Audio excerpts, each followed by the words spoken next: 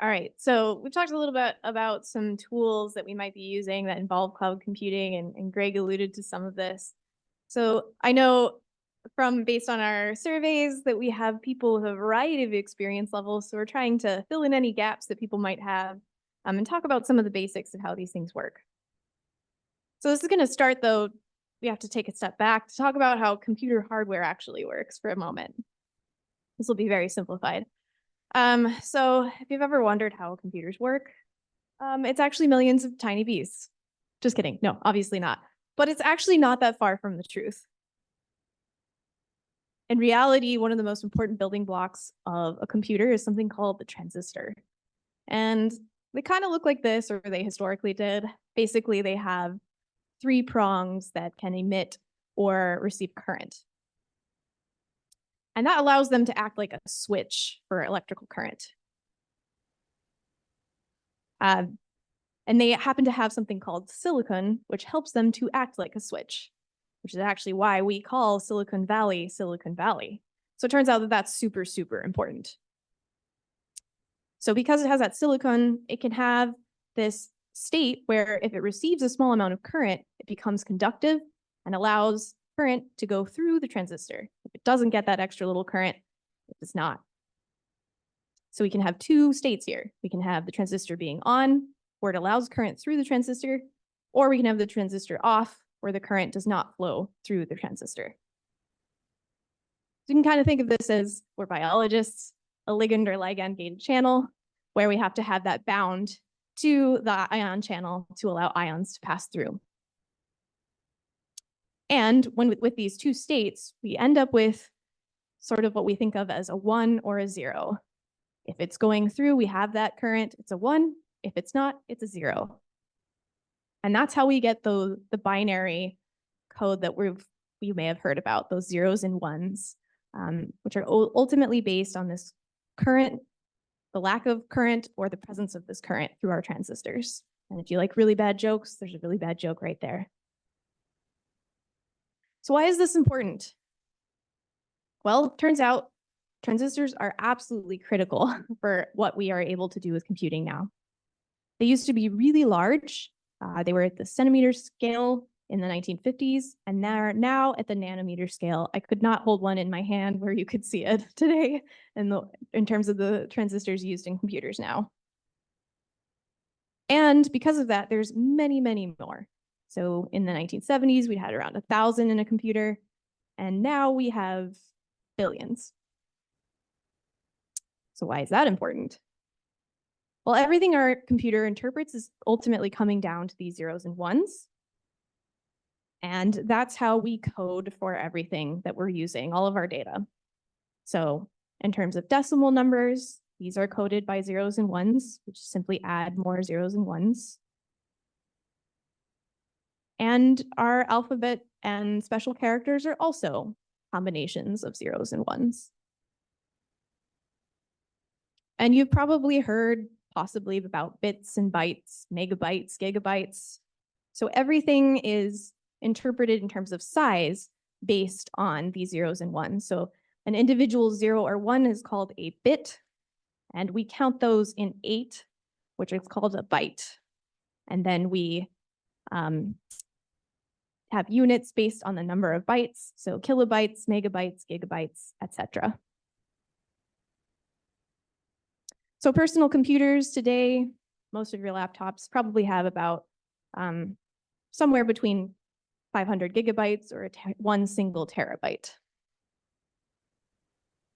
of storage, that is. And many file types that we use for research are going to be in the megabyte or gigabyte range. So if we look at some common genomic data files, if we look at some of the really large ones like whole genome sequencing, if we have about 20 samples, we can get up to about 4 terabytes worth of data real quick. And that means I'd need 4 laptops just to store the data. Not to mention that I would really struggle to use that data. But even some smaller data sets like single cell RNA sequencing, even whole exome sequencing, it can add up really quickly. So how do you know if your computer is up to the task for the type of research that you want to do? Well, it involves knowing your computer. So Computers come with computer chips or CPUs, and they have multiple cores typically today that allow us to do more than one task at a time. So often they'll have about 4 cores. And we have something called hyperthreading, which can allow us to do even more tasks simultaneously. So we may be able to do roughly around 8 tasks. But we need a lot of memory to be able to work with our data itself. So there's something called RAM, or random access memory, and that's what's used, that goes away when we turn off our computer. And this is what the chip is using to actually operate on our data. And so we need enough RAM to be able to work with our files. And if you look at a typical laptop today, you might see something like this with about 16 gigabytes of active memory. So if you have a Mac, you could find this by going on to your About and clicking on your Mac. If you have a PC, you might go to Settings, System, and About, and you might see something similar. And then we have storage. So that's, where we're storing things. When we turn off the computer, it's still going to live on our computer. And of course, we need to be able to store our data files. We can similarly look for that on our computers as well, usually in the About information or the system information on our PCs. So sometimes it's just not enough. We don't have enough. So what do we do then? We don't have enough active memory. Maybe we have enough storage, but our active memory is making things really slow. That's when shared computing comes in. And there's a few options for that. There's high performance computing clusters, or HPCs. You may have heard of these. You may use them at your institute. They're typically institutional. Supercomputers, which we'll talk more about what that is, and clouds. So all of these are also called servers, and that's because they provide a service. So we connect to them using either the intranet or the intranet, and that allows us to get access to the storage and computing capacities on these different types of computing resources. So for computing clusters, we're talking about having the same type of computer, multiples of the same type of computer that work together. An example is the Johns Hopkins cluster, which has about 400 active users and has 4,000 cores. So as a reminder, our personal computers have about 4. There's 28 terabytes of active memory.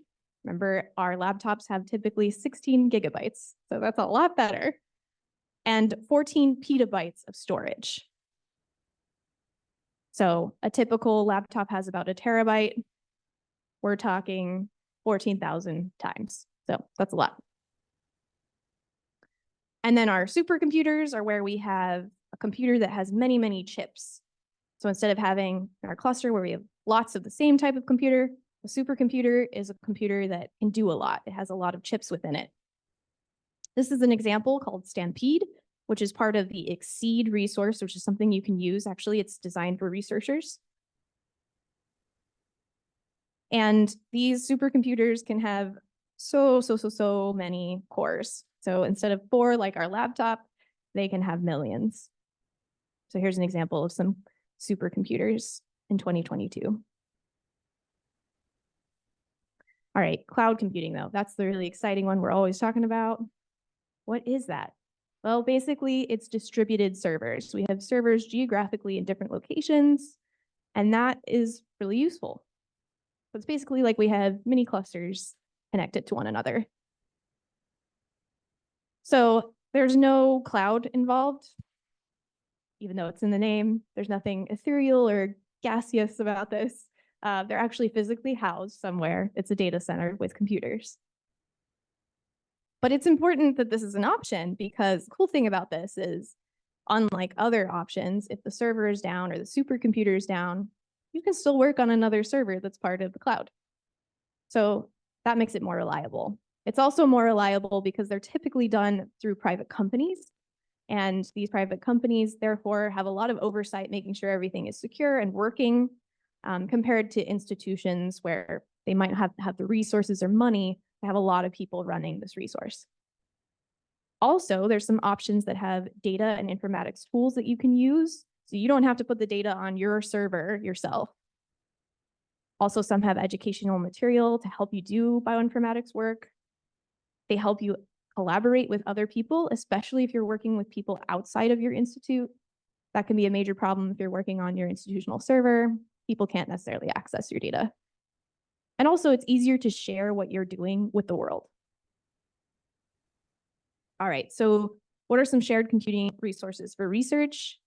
We've created a table that can give you a lot of information. It includes ITCR funded options, but also some really common options that are not funded by ITCR.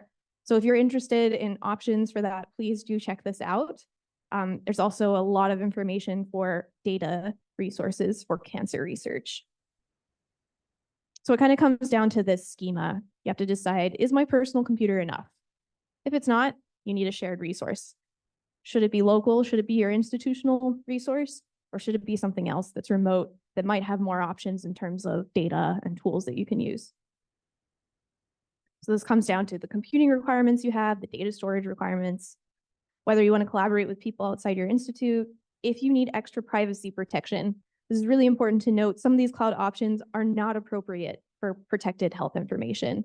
And if they are, you often have to specify that you need that. So be careful about that.